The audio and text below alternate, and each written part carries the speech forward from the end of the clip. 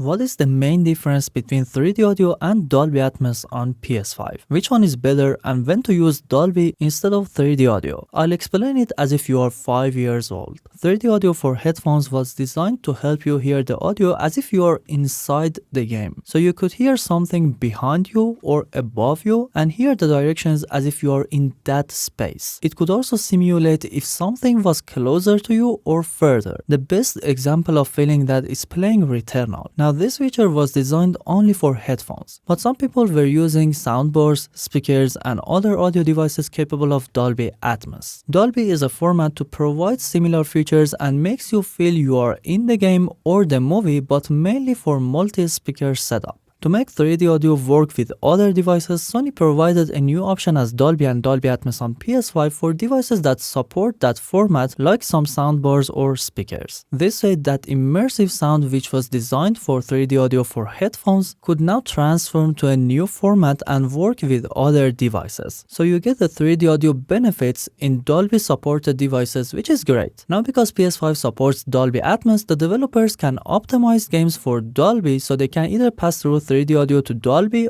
or optimize it directly for Dolby and Atmos. Now you might be wondering, what if I use Dolby Atmos with headphones instead of 3D audio? From multiple tests we made in Returnal and other games, the Dolby Atmos actually doesn't provide the same experience as 3D audio for headphones, and it may not sound as good. So 3D audio for headphones with Linear PCM is still a better choice in most games, unless a game is designed with Dolby Atmos but for headphones, which aren't many. So use Dolby Atmos for other devices and try 3D audio when it comes to the headset, and this way you may feel happier. Keep in mind it all depends on the game you are playing and the headset you are using. Feel free to test both, and for the best EQ settings on PS5 check this video next.